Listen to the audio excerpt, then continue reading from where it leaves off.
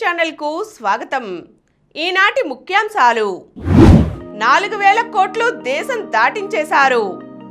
ఏపీతో పోలిస్తే ఢిల్లీ మద్యం స్కామ్ నీటి బొట్టంతే। పట్టణాల్లో తాగునీటి సమస్య పరిష్కారానికి 39 కోట్లు। ఉత్తరాంధ్రలో అంతర్జాతీయ వర్సిటీ। ఇంటర్మీడియట్ లో మొదటిసారిగా 1 మార్కు ప్రశ్నలు। జస్టిస్ వర్మ బదిలీ। అమరావతితో పాటు రాజధాని గ్రామాల అభివృద్ధి। ఢిల్లీ క్యాపిటల్ సంచలన విజయం। చియా సీడ్స్ ఎప్పుడు ఎంత పరిమాణంలో తింటే మంచిది? ఈరోజు వార్తలను చూద్దాం। 4000 కోట్లను దేశం దాటించేశారు। ఆంధ్రప్రదేశ్లో వైకాపా ప్రభుత్వంలో మద్యం వ్యాపారంలో ఢిల్లీని మించిన కుంభకోణం జరిగింది। ఏపీ కుంభకోణంతో పోల్చితే ఢిల్లీ స్కామ్ నీటి బొట్టంతే అని తెదేపా పార్లమెంటరీ పార్టీ నేత లావు శ్రీకృష్ణదేవరాయలు ఆరోపించారు। 5 ఏళ్లలో రాష్ట్రంలో 99,000 కోట్ల మద్యం వ్యాపారం జరిగితే అందులో 18,000 కోట్లు దుర్వినియోగం అయ్యాయని పేర్కొన్నారు। ఇవి కాకుండా మరో 4,000 కోట్లను బినామీల పేరు మీద దుబాయ్, ఆఫ్రికాలకు తరలించినట్లు ఆరోపించారు। ఇందులో హైదరాబాద్కు చెందిన ఓ మౌలిక వస్తువుల కంపెనీల పేరుతో ఎన్ సునీల్ రెడ్డి అనే వ్యక్తి 2,000 కోట్లు దుబాయ్కి తరలించారని ధ్వజమెత్తారు। ఈ లావాదేవీలపై ఈడీ దర్యాప్తు జరిపి బాధ్యులపై చర్యలు తీసుకోవాలని డిమాండ్ చేశారు। పట్టణాల్లో తాగునీటి సమస్య పరిష్కారానికి 39 కోట్లు।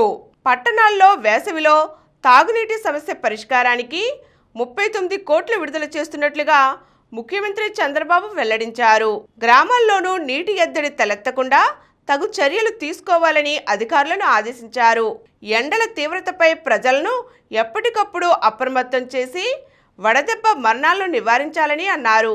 రద్దీ ప్రాంతాలలో ప్రజలకు తాగునీరు, మజ్జిగ పంపిణీ చేయాలని, రాష్ట్రంలో ఎక్కడా తాగునీటి సమస్య కనిపించకుండా ఇప్పటి నుంచే జాగ్రత్తలు తీసుకోవాలని ఆదేశించారు। వేసవి కార్యాచరణ ప్రణాళికపై పురపాలక, పంచాయతీరాజ్, వైద్య ఆరోగ్య శాఖలు, విపత్తుల యాజమాన్య సంస్థ అధికారులతో సచివాలయంలో సీఎం సోమవారం సమీక్ష నిర్వహించి పలు సూచనలు చేశారు। మార్కెట్లు, బస్టాండ్లు, కూలీ అడ్డాలు, జనసమూహం ఎక్కువగా ఉండే ప్రాంతాల్లో చలివేంద్రాలు పెట్టాలి। ఎండల తీవ్రత ఎక్కువగా ఉండే చోట్ల ఉచితంగా మజ్జిగ పంపిణీ చేయాలి। స్వచ్ఛందంగా చలివేంద్రాలు ఏర్పాటు చేసేవారికి ప్రభుత్వ శాఖల నుంచి సహాయం అందించాలి। పశువులకు నీరు అందించేందుకు రాష్ట్ర వ్యాప్తంగా గ్రామాలలో 35 కోట్లతో 12,138 తొట్టెల నిర్మాణం చేపట్టాలని చంద్రబాబు ఆదేశించారు। ఉత్తరాంధ్రలో అంతర్జాతీయ వర్సిటీ। విద్యార్థులకు నాణ్యమైన ఉన్నత విద్యను అందించే లక్ష్యంతో ఉత్తరాంధ్రలో ప్రతిష్టాత్మక అంతర్జాతీయ విశ్వవిద్యాలయం ఏర్పాటుకు జార్జియన్ నేషనల్ యూనివర్సిటీ ఎస్యూతో ప్రభుత్వం ఒప్పందం కుదుర్చుకుంది। ఉండవల్లిలోని నివాసంలో విద్య, ఐటీ, ఎలక్ట్రానిక్స్ శాఖల మంత్రి నారా లోకేష్ సమక్షంలో సోమవారం ఈ ఒప్పందంపై సంతకాలు చేశారు। ఒప్పందం ప్రకారం ఉత్తరాంధ్రలో అంతర్జాతీయ విశ్వవిద్యాలయం స్థాపించడానికి జిఎన్యు సుమారు 1,300 కోట్ల పెట్టుబడి పెడుతుంది। దీంతో గ్లోబల్ ఎడ్యుకేషన్ ఎకోసిస్టమ్ అభివృద్ధి చెందడంతో పాటు 500 మందికి ఉపాధి లభించనుంది। అంతర్జాతీయ విశ్వవిద్యాలయ స్థాపనకు పెట్టుబడి, సాంకేతికత, ఎక్విప్మెంట్ను అందుబాటులో ఉంచడంలో జిఎన్యు సహకారం అందించనుంది। అమరావతితో పాటు రాజధాని గ్రామాల అభివృద్ధి। అమరావతి నిర్మాణానికి సమాంతరంగా రాజధాని గ్రామాలను అభివృద్ధి చేయాలని రైతులు ముక్త కంఠంతో ప్రభుత్వాన్ని కోరారు। రాజధాని పరిధిలోని ప్రతి గ్రామంలోనూ సిఆర్డీఏ అధికారులు గ్రామ సభలు ఏర్పాటు చేసి మౌలిక వస్తువుల కల్పనపై ప్రత్యేకంగా సవివర ప్రాజెక్ట్ నివేదికను తయారు చేయాలని సూచించారు। రాజధాని నిర్మాణం పూర్తయ్యే 3 ఏళ్లలో గ్రామాల్లోనూ అన్ని రకాల వసతులు కల్పించాలని వివరించారు। ప్రతి పనికి నిర్దిష్ట గడువు నిర్దేశించుకుని పూర్తి చేయాలన్నారు। తుళ్లూరులో సోమవారం అమరావతి పరిధిలోని గ్రామాల అభివృద్ధిపై సమీక్ష నిర్వహించి రైతుల నుంచి అభిప్రాయాలు, వినతులు స్వీకరించారు। ఇంటర్మీడియట్లో మొదటిసారిగా 1 మార్కు ప్రశ్నలు। వచ్చే విద్యా సంవత్సరం నుంచి ఇంటర్మీడియట్ ప్రథమ సంవత్సరం పబ్లిక్ పరీక్షల్లో మొదటిసారిగా 1 మార్కు ప్రశ్నలను ప్రవేశపెడుతున్నారు. సిలబస్ ప్రశ్నపత్రాల నమూనాలోనూ ఇంటర్మీడియట్ విద్యామండలి మార్పులు చేసింది. ఈ మార్పుల వివరాలను జూనియర్ కళాశాలలకు పంపింది.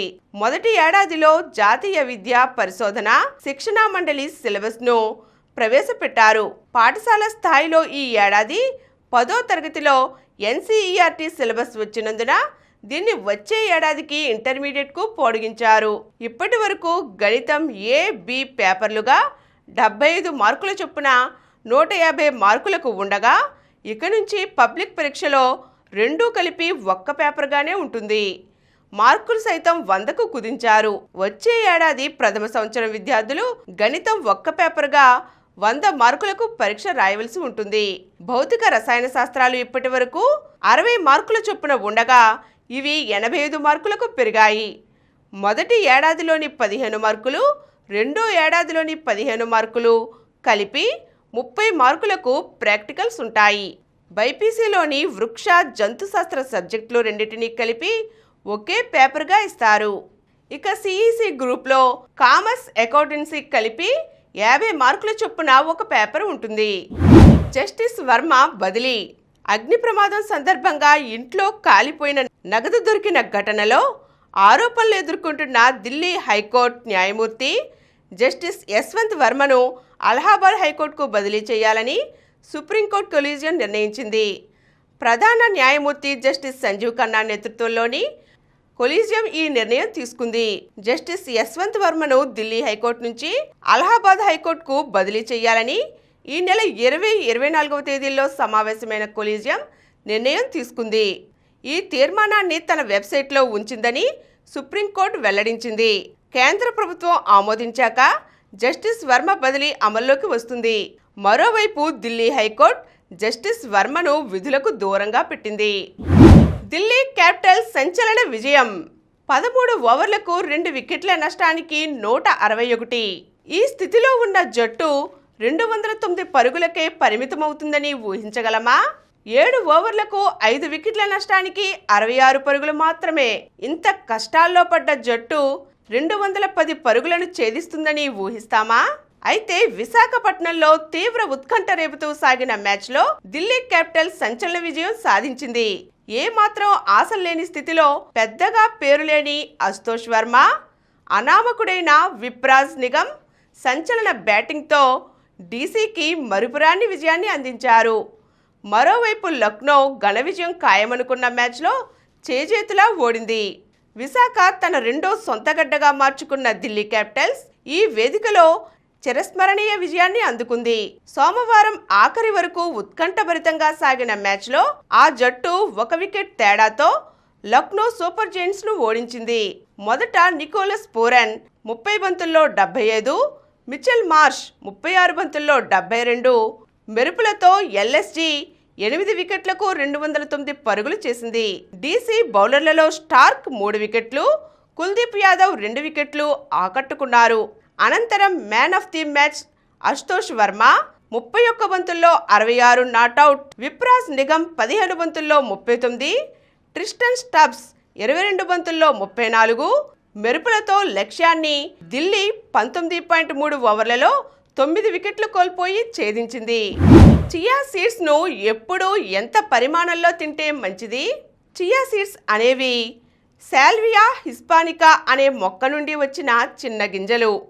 ఇవి ముఖ్యంగా ఒమేగా 3 కొవ్వు ఆమ్లాలు, ప్రోటీన్, ఫైబర్, యాంటీ ఆక్సిడెంట్లు, మినరల్స్, విటమిన్లు కలిగి ఉంటాయి. ఈ గింజలను రాత్రిపూట 1 లేదా 2 టీ స్పూన్లు తీసుకొని గ్లాస్ నీటిలో నానబెట్టి ఉదయాన్నే తినాలి. జ్యూస్ లేదా స్మూతీల్లో కలిపి లేదా పండ్ల జ్యూస్లోనైనా కలుపుకొని తాగవచ్చు. బియ్యం లేదా ఇతర ఆహార పదార్థాల్లో కలిపి తినవచ్చు. సలాడ్ లేదా కర్డ్లో కలిపి తినవచ్చు. అలాగే పాలు లేదా నారింజ రసంలో కలిపి కొన్ని గంటల పాటు నానబెట్టి తినవచ్చు. వీటిని మరీ ఎక్కువ తీసుకుంటే జీర్ణ సమస్యలు వేధిస్తాయి. అందుకని వీటిని 20 నుండి 30 గ్రాములు మాత్రమే తీసుకోవాలి. చియా గింజలను రాత్రి నీటిలో నానబెట్టి ఉదయం లేవగానే తాగితే మంచి పోషకాలు అందుతాయి. అలాగే రాత్రి నిద్రకు ముందు కూడా తీసుకోవచ్చు. నిద్ర సమస్యలతో బాధపడేవారు రాత్రి నిద్రకు 1 గంట ముందు చియా గింజల నీటిని తాగితే రాత్రిపూట నిద్ర బాగా పడుతుంది. దీనిలో ఉండే ఒమేగా-3 ఫ్యాటీ ఆమ్లాలు హృదయ ఆరోగ్యాన్ని మెరుగుపరుస్తాయి, బరువు తగ్గేందుకు సహాయపడతాయి, షుగర్ నియంత్రణకు తోడ్పడతాయి, హై బీపీని అదుపులో ఉంచుతాయి. దీనిలో ఉండే హై ప్రోటీన్ కండరాలకు బలాన్ని చేకూరుస్తుంది. ప్రత్యేకించి వ్యాయామం చేసే వాళ్ళకిది చక్కటి ఆహారం. చర్మ ఆరోగ్యానికి మేలు చేకూరుస్తుంది, చర్మకాంతిని మెరుగుపరుస్తుంది. ఇందులో ఉండే ట్రిప్టోఫాన్ అనే అమైనో ఆమ్లం మెదడులో సెరోటోనిన్, మెలటోనిన్ లెవెల్స్ను పెంచుతుంది. ఇది నిద్ర మెరుగుపరచడంలో సహాయపడుతుంది. ఇప్పుడు కొన్ని సంక్షిప్త వార్తలు చూద్దాం. ఏక్నాథ్ షిండేను గద్దర్గా పేర్కొంటూ కునాల్ కామ్రా వ్యాఖ్యలు. ఆ వ్యాఖ్యలకు నిరసనగా హబిటాప్ స్టూడియోపై దాడి చేసి వేదికను ధ్వంసం చేసిన శివసేన కార్యకర్తలు. శివసేన నాయకుడు రాహుల్ కనల్ను, మరో 11 మంది పార్టీ కార్యకర్తలను పోలీసులు అరెస్ట్ చేశారు. ఏక్నాథ్ షిండేను అవమానపరిచినందుకు కునాల్ కామ్రా క్షమాపణ చెప్పాలని ముఖ్యమంత్రి దేవేంద్ర ఫడ్నవీస్ డిమాండ్ చేశారు. విద్యార్థి వీసాలకు అమెరికా కత్తెర. 2023-24లో 41% దరఖాస్తుల తిరస్కరణ. పార్లమెంట్ సభ్యుల వేతనాల పెంపు. పార్లమెంట్ సభ్యుల వేతనాలు, రోజువారీ భత్యాలు, మాజీ సభ్యుల పెన్షన్లకు సంబంధించి కేంద్ర ప్రభుత్వం కీలక నిర్ణయం తీసుకుంది. ద్రవ్యోల్బణ సూచి ఆధారంగా ఎంపీల జీతాన్ని దాదాపు 24% మేర సవరిస్తూ పార్లమెంటరీ వ్యవహారాల శాఖ సోమవారం ప్రకటన విడుదల చేసింది. విద్యార్థుల ఆత్మహత్యల నివారణకు టాస్క్ ఫోర్స్. ఉన్నత విద్యా సంస్థల్లో విద్యార్థులు తరచూ ఆత్మహత్యలకు పాల్పడుతుండటంపై సుప్రీంకోర్టు ఆందోళన వ్యక్తం చేసింది. టాస్క్ ఫోర్స్కు నాయకత్వం వహించనున్న జస్టిస్ ఎన్ రవీంద్ర భట్. ఐపీఎల్లో నేడు గుజరాత్ వర్సెస్ పంజాబ్. రాత్రి 7:30 గంటల నుండి మ్యాచ్ ప్రారంభం. మరిన్ని వార్తా విశేషాలతో రేపటి సమరం న్యూస్లో తిరిగి కలుద్దాం. Thank you.